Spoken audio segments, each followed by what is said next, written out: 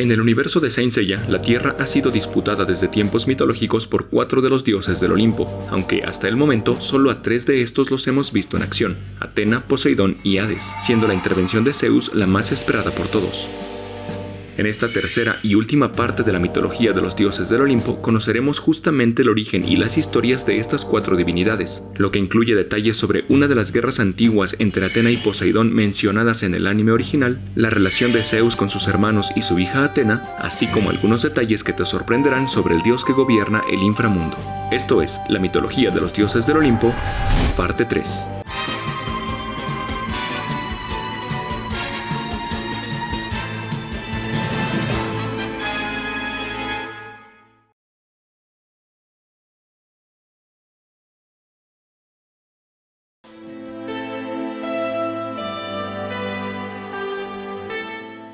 Siendo quizá la figura principal en Saint Seiya en cuanto a dioses se refiere, el origen mitológico de Atena es por demás interesante. De acuerdo con la versión más conocida, cuando Metis, la primera esposa y amante de Zeus, quedó encinta tras haberse involucrado con el dios del rayo, este último, temeroso de que las palabras de Metis acerca de engendrar hijos más poderosos que su progenitor se cumpliesen, devoró sin piedad a su consorte aún con el hijo que llevaba en el vientre. Sin embargo, sin que Zeus lo supiese, la criatura que se hallaba dentro de la Titánide continuó desarrollándose en el interior de su padre.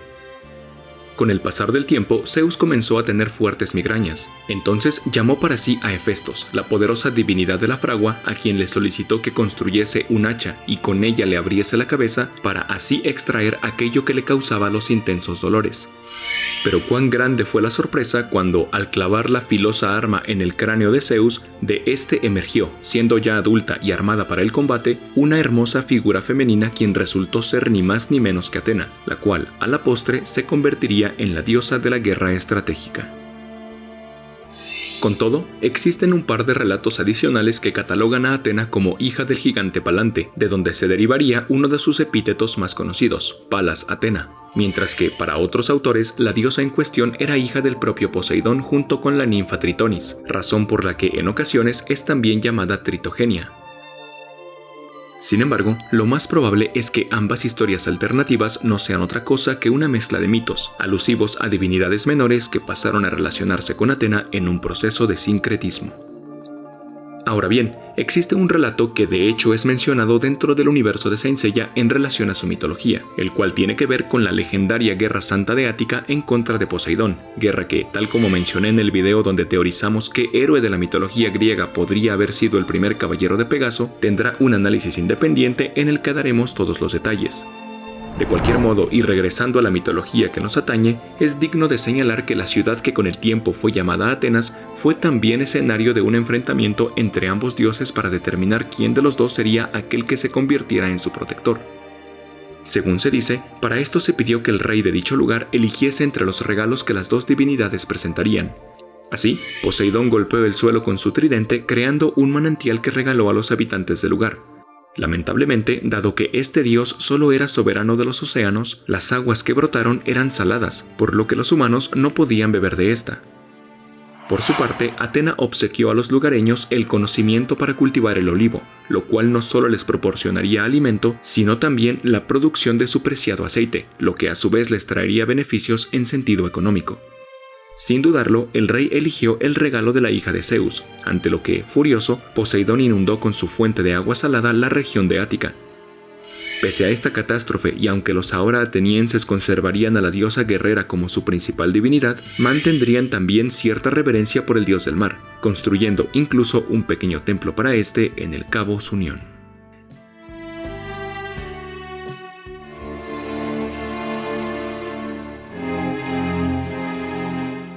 El segundo de los vástagos de Crono y 10º en aparecer en nuestra lista es ni más ni menos que el dios de los mares, Poseidón, el cual en Saint Seiya es uno de los principales rivales de Atena, quien, dicho en palabras del Crónida, resulta despreciable a sus ojos debido a su insolencia.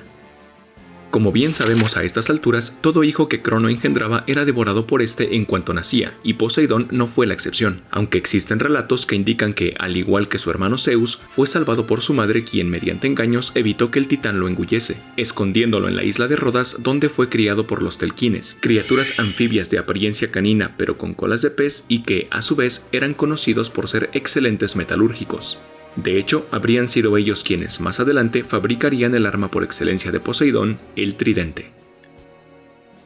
Una de las historias clave dentro de la mitología que involucran a este dios y su relación con los humanos es la alusiva a las murallas de Troya, las cuales fueron solicitadas por el rey Laomedonte, quien le prometió tanto a Poseidón como a su sobrino Apolo rendirles especial reverencia a cambio de la construcción de dichos muros. Sin embargo, una vez que las paredes fueron levantadas, Laomedonte ignoró su promesa, lo que desató la ira de Poseidón, el cual envió un monstruo marino para asolar las costas de la ciudad durante años, desdicha que finalizaría hasta que tiempo después Heracles se encargase de acabar con dicha bestia. Con todo, Poseidón no había dicho su última palabra al respecto, ya que cuando la guerra entre troyanos y griegos se desató, el dios de los mares se alineó en las filas de los aqueos, llegando incluso a sostener un duro combate contra Apolo en su afán de que los troyanos fuesen derrotados. Aún así, y como podría esperarse dado lo volubles que solían ser las divinidades griegas, de un momento a otro Poseidón se cambió de bando luego de que a causa del héroe Odiseo su nieto Palamedes muriese.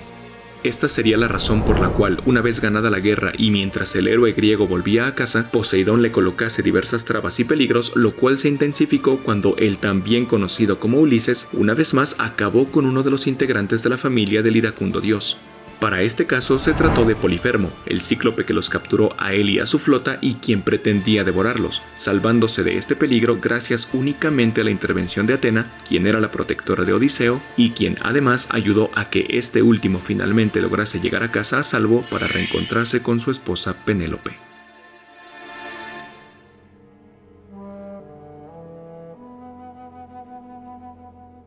Siendo el hijo mayor de Crono en cuanto a varones se refiere, Hades se erigía dentro de los mitos griegos como el señor del inframundo y gobernante de los muertos, posición que adquirió luego de pelear junto a sus hermanos Zeus y Poseidón en contra de Crono en la llamada titanomaquia.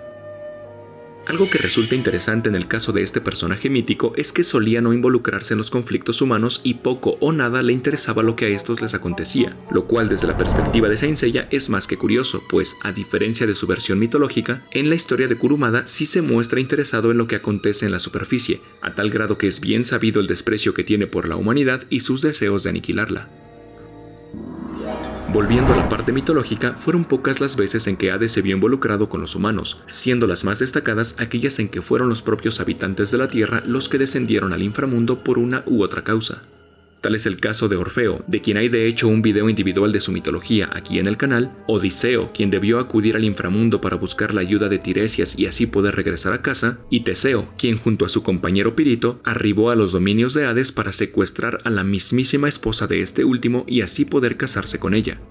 Por supuesto, en este caso Hades no se quedó de brazos cruzados y mediante serpientes que surgieron del suelo atrapó a los dos osados, manteniéndolos prisioneros en el inframundo de manera permanente debido a su atrevimiento, siendo solo Teseo quien pudo regresar más tarde a la superficie gracias a que Heracles lo liberaría de su aprisionamiento.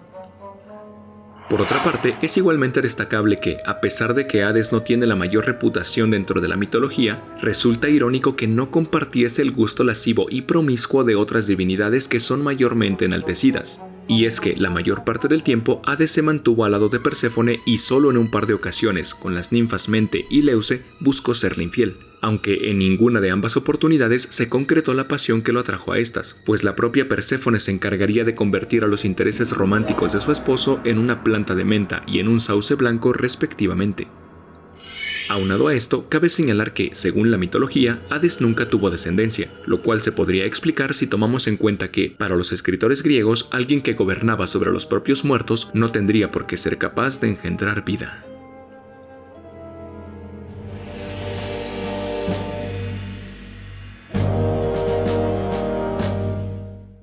Llegando al último peldaño de este ascenso, nos encontramos ahora con aquel que se alza como la máxima figura del panteón griego, el dios que influía sobre la luz, las nubes, las tormentas y el trueno. Hablo por supuesto de Zeus. tal como hemos visto luego de que Rea daba a luz, su esposo, Crono, devoraba a sus hijos, pues temía que alguno de estos lo destronaran tal y como él mismo había hecho con su padre Urano. Sin embargo, cansada de ver morir a su descendencia, Rea decidió esconder a su vástago más joven permitiendo que fuese criado por la cabra Amaltea, mientras que a Crono le entregó una piedra envuelta en pañales, la cual éste devoró presuroso pensando que se trataba del infante Zeus.